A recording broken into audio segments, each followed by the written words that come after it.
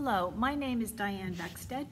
I am the founder of Musicals for Change, and if you are watching this, hopefully you are either considering doing the musical If You Could Dance in My Shoes, or you've already purchased it and you are planning.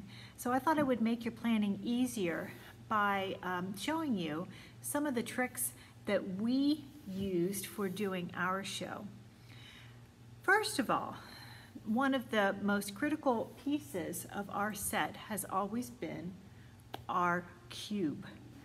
We have 8 cubes, 16 by 16 wooden plywood cubes. Some of them open up so we can store things in them on stage. We can stack them to be countertops. We can use them just as chairs.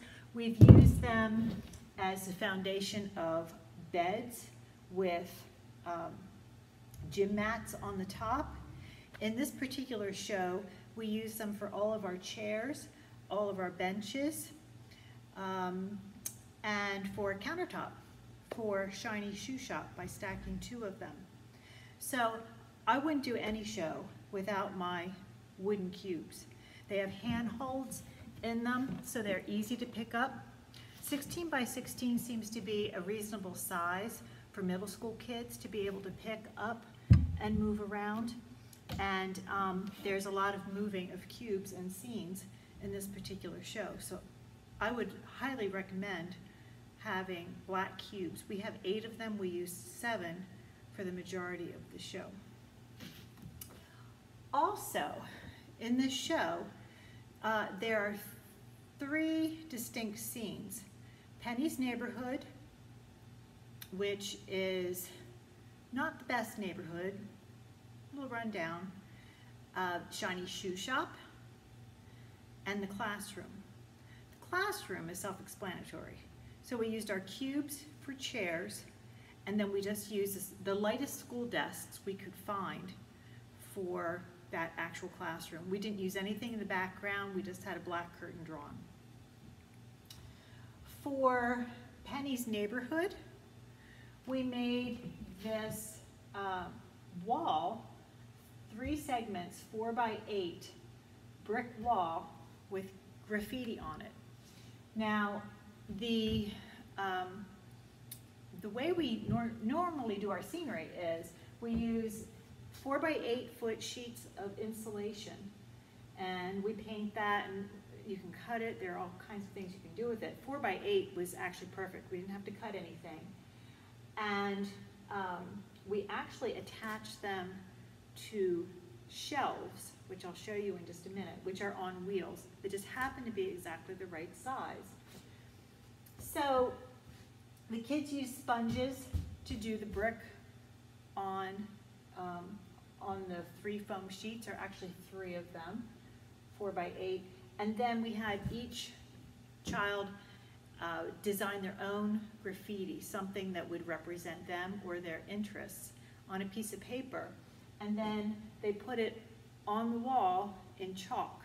Now, actually, we had adults paint it simply because we were worried about paint dripping, and quite honestly, we didn't have time to paint them all on, wait for them to dry, and still have the time to rehearse and move them around. So we did have adults paint them, but the kids designed them. So it made a nice, colorful backdrop. We also had a city skyline behind this. It peeks up over the top of the brick, which I can show you in a minute.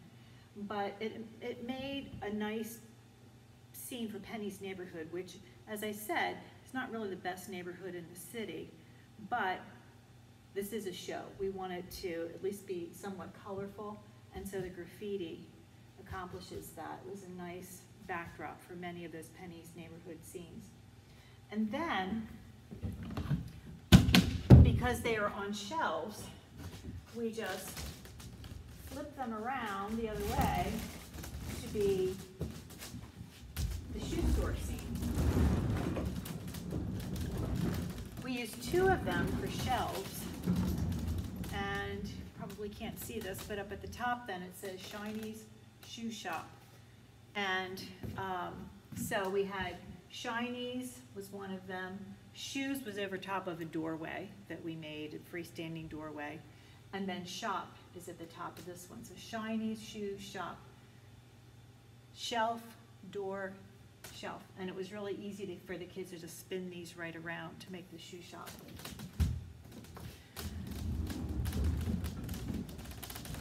So we only used 2 of those for Shiny Shoe Shop shelves. The other scene, there's actually a 4th one at the very end of the show, which is a sock hop scene. Now, that could be really simple. We decided to do ours in black light.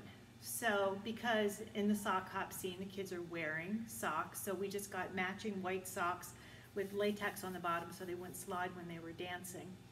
And we did the scene in black light. The stage actually had the other shelf decorated with a jukebox in fluorescent colors. So this stood out really nice on the stage. We also had more of these records in fluorescent colors, just the bottom of the cardboard cake liners that you can get at a baking store or a craft store. We also had those hanging that we dropped down.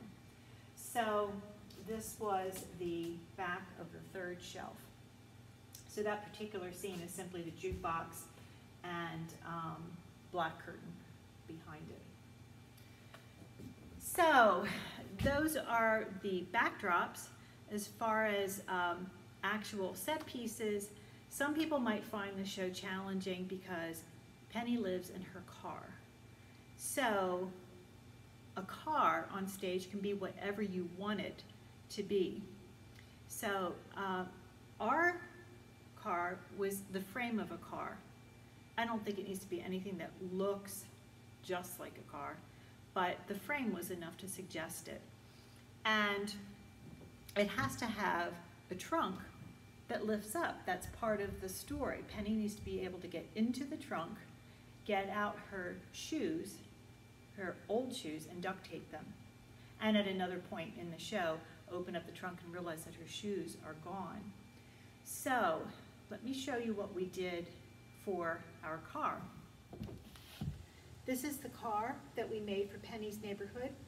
It's made of bent PVC pipe, painted. It had the directions for this are in the director's guide. Took a little bit of doing, but it's not impossible. Just follow the directions. It's 8 feet long, which is a bit long probably for some stages, but because it's all open, it really didn't look like it took up that much room. The seating is 2 of those wooden cubes that I talked about.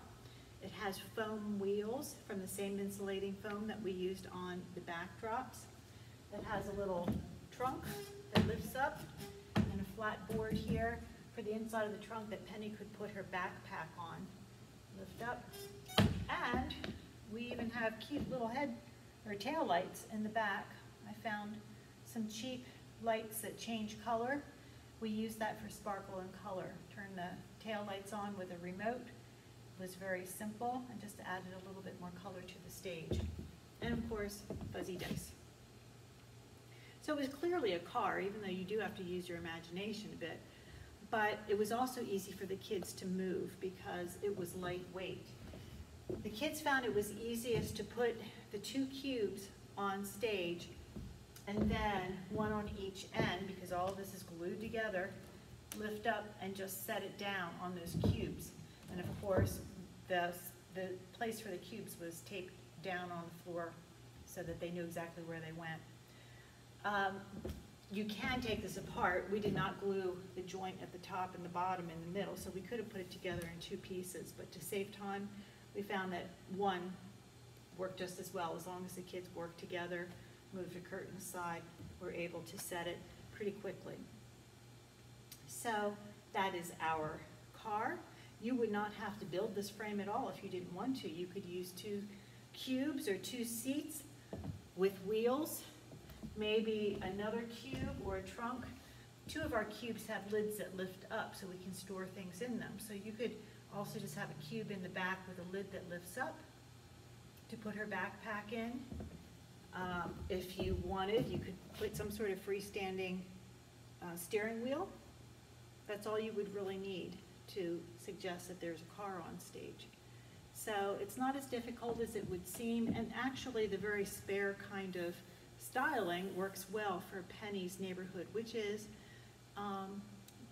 not an upscale neighborhood. It looks like it's sort of bare bones, and it fit the scene that we were trying to portray.